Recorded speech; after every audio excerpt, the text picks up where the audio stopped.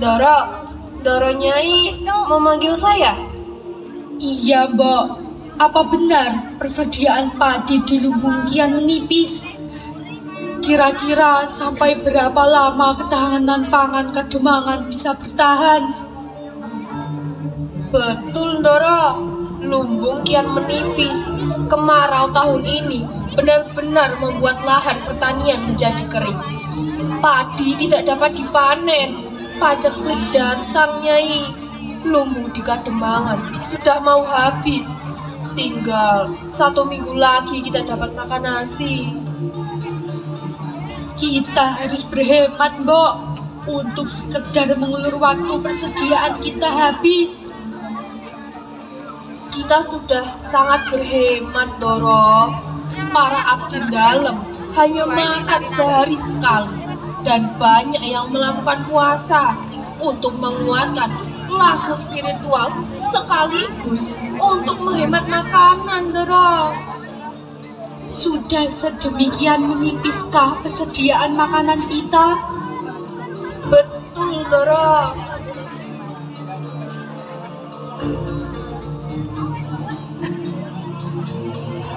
Lalu, bagaimana nasib pernikahan Sulastri putriku yang akan dilaksanakan sebulan ke depan? Mungkin, Nyai. Kalau kita mau, ada niat, pasti ada jalan keluarnya. Mengumpulkan beras dari masyarakat memang adalah jalan yang terbaik mengatasi masalah kita saat ini. Kita tidak bisa membiarkan para abdi dalam kelaparan di Kademangan ini. Kita juga tidak ingin perayaan pernikahan Sulastri menjadi batal karena kondisi memprihatinkan kita. Bukankah kita tidak mau disepelekan oleh besan yang berasal dari Kademangan lain itu, Nyai? Marni, aku sudah ceritakan pada Doro kalau masyarakat pun juga sedang berat menghadapi paceklik saat ini. Sawah kering tak dapat diairi. Bagaimana mereka bisa menanam padi? Bagaimana kalau ternyata kita dibohongi oleh masyarakat? Bagaimana mereka bisa bertahan hidup kalau tanpa makanan? Mereka terbiasa menghadapi kesulitan hidup dan selalu survive dan punya solusi. Aku yakin di lumbung-lumbung mereka masih menyimpan padi. Kita beli sebagian dari mereka. Pasti mereka mau untuk kepentingan Kademangan. Kamu jangan menjilat. Kita harus realistis dan mengungkap fakta yang sebenarnya. Seluruh tanah di negeri ini belum terbasahi oleh hujan selama lebih dari 6 bulan.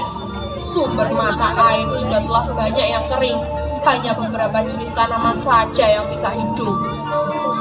Coba dulu kita lihat, datangi langsung masyarakat. Kita akan tahu apa yang mereka makan.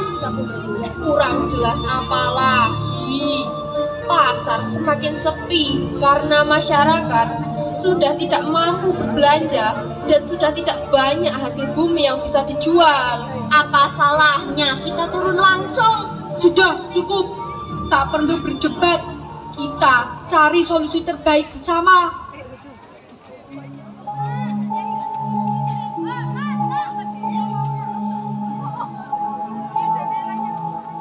Kanjeng Ibu, Sulastri, anakku, ada apa, Bu?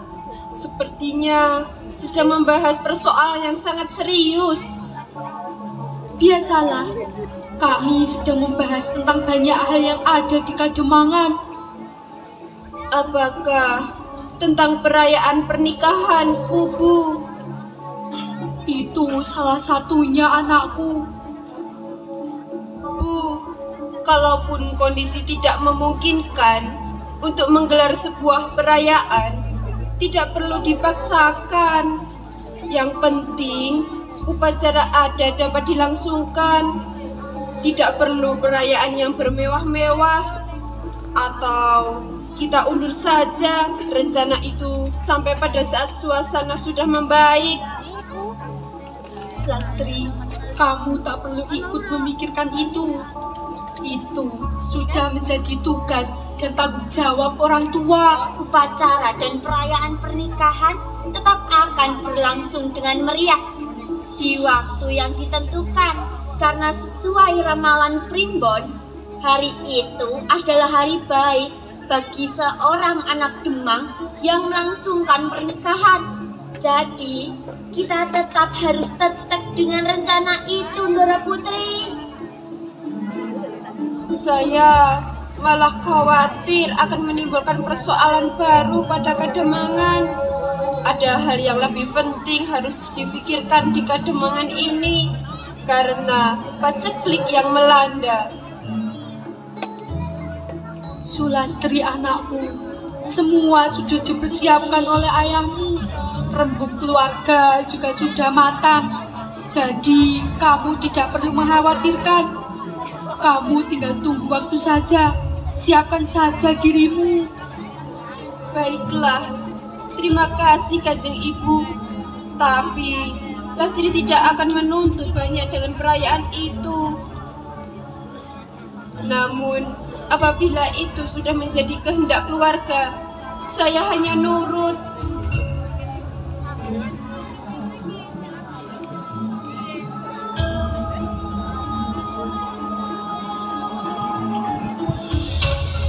Aku tahu sekali tabiat Sulastri anakku, karena aku yang melahirkan dan membesarkannya.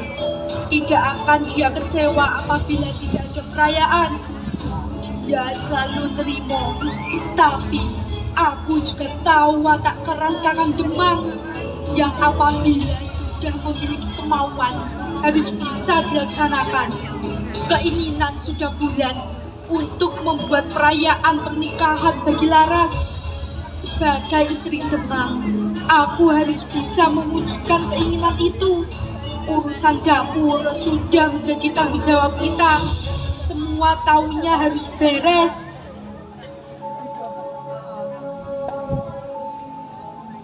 Lalu, sekarang harus bagaimana, Doro?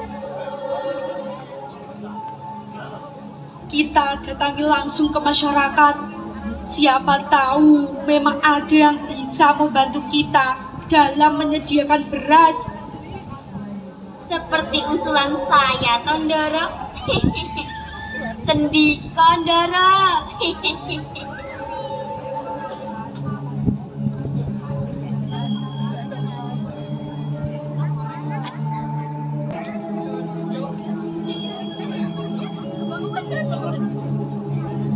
Mak, mau sampai berapa lama kita menunggu?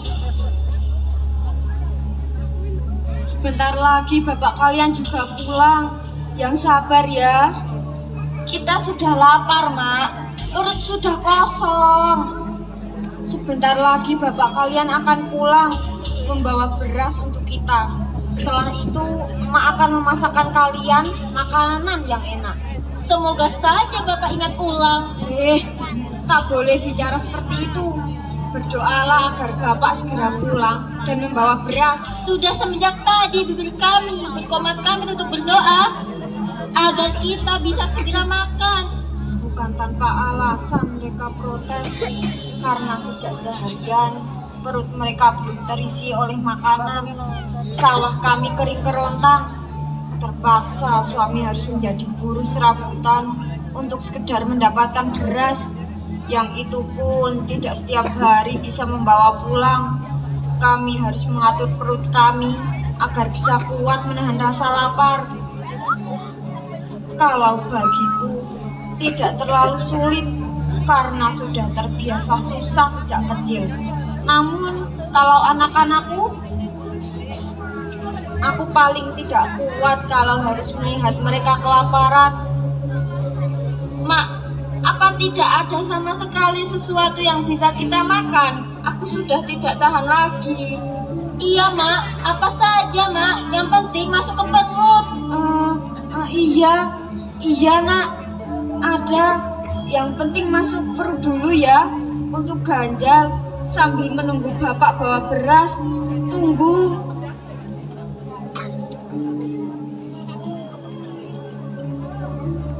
Kenapa tidak dari tadi, Toma. Kenapa harus disimpan? Emak khawatir kalian marah lagi. Emak sebenarnya sudah siapkan untuk kalian, tapi kalian menginginkan harus makan nasi hari ini. Jadi emak simpan saja makanan ini. Sekarang yang penting untuk ganjal perut. Ayo dimakan.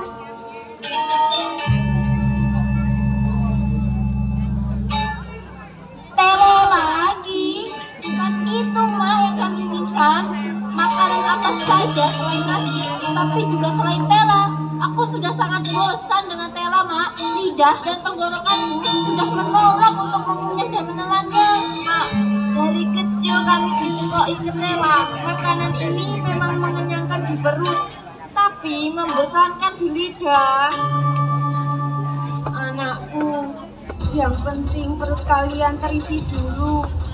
Kita sedang diuji oleh nasib. Maka semoga kelak kalian menjadi orang yang beruntung, hingga bisa mengubah nasib dan takdir, mudah mencari makan dan sesuai dengan keinginan kalian. Tapi sekarang makan dulu apa yang ada. Keadaan memang sedang sulit, Nak. Daripada kita mati kelaparan, kita paksa makanan ini masuk ke perut. Syarat.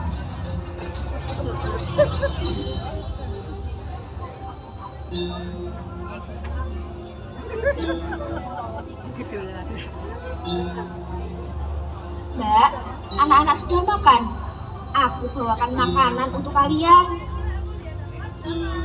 Mereka sedang makan, tapi mereka sangat terpaksa. Mengunyahnya saja mereka malas. Kenapa? Apa mereka sakit? Bukan karena sakit, karena tidak suka dengan makanannya. Kebetulan persediaan di rumah juga hanya tinggal ketela. Mereka sangat bosan dengan makanan itu. Tapi harus bagaimana lagi? Aku juga tidak tahu bapaknya anak-anak akan pulang kapan. Itu pun belum menjamin pulang dengan membawa beras. Aku bawakan kalian ini, Mbak. Apa ini? Ketela juga, Mbak. Aduh, terima kasih kalau begitu.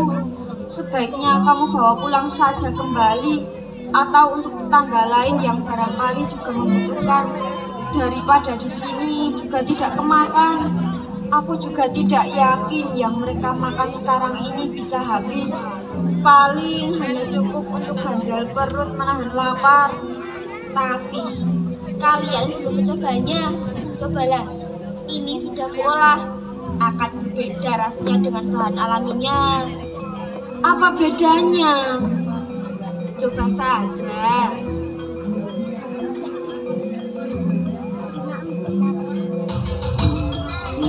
Wah, ini enak. Kok rasanya jadi beda? Anak-anak pasti suka. Aku bawa untuk mereka ya.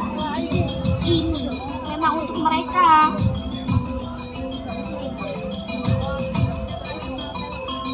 Anak-anak, apabila kalian sudah bosan dengan ketela itu, Mak Ija membawakan makanan ini untuk kalian.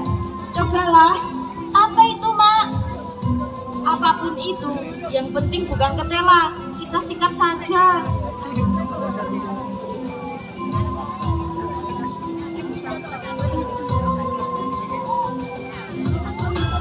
Wah, ini enak. Baru pertama kali kita makan ini. Iya, tanpa harus makan nasi hari ini pun tidak masalah kalau harus kenyang dengan makanan ini. Apa namanya, Mak Ija?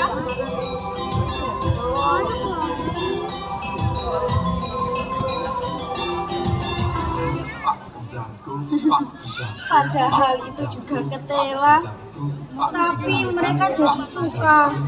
Biarkan saja mereka menikmati untuk itu, tanpa harus tahu bahwa asalnya juga ketela. Setelah kenyang, beragam suku, agama budayanya, Ramah-ramah penduduknya cantik molek, tariannya nusantara, negeri cantik dunia. Dilubung gaya seninya, tari cantik hingga batiknya nusantara, negeri hebat dunia. Agama berbeda, satu nusa satu bangsa. Walau berbeda, satu nusa satu bangsa. Beragam suku, agama budayanya. Walau berbeda, satu bangsa Indonesia. Ramah-ramah penduduknya cantik molek, tariannya nusantara, negeri cantik dunia. Dilubung gaya seninya, tari cantik hingga batiknya nusantara, negeri hebat dunia.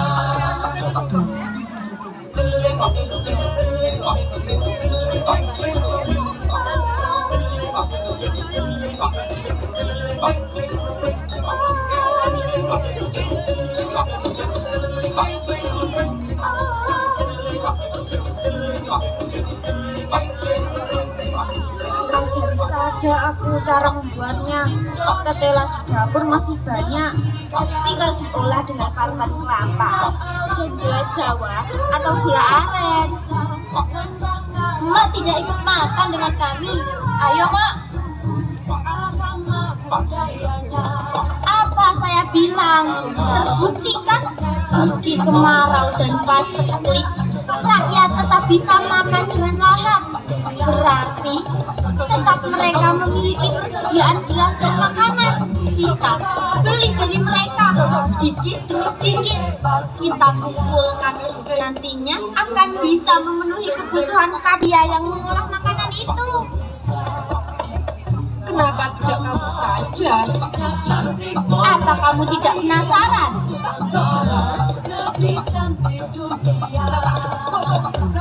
Sana, kalian tahu apa yang sebenarnya mereka makan?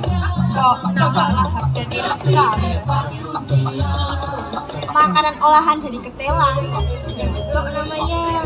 Di masa paceklik seperti ini perlu makanan pengganti selain nasi dan tetap memberikan cita rasa yang enak. Panjenengan perlu juga mencobanya loh. Wah, ini enak. Menurut Nyai, sudah ada solusi untuk persoalan makanan di Kademangan. Pakai getok. Ini makanan rakyat jelata, namun rasanya ningrat. Tidak lagi khawatir dengan perayaan pernikahan Ndoro Ayu Sulastri. Getok solusinya. Perayaan itu nanti bukan sembarangan perayaan.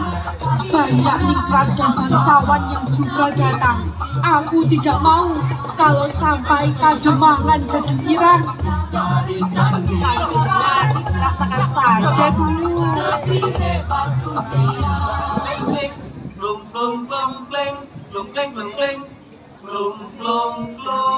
Ya, perayaan akan kita langsungkan dengan meriah. Gedok menjadi menu utamanya.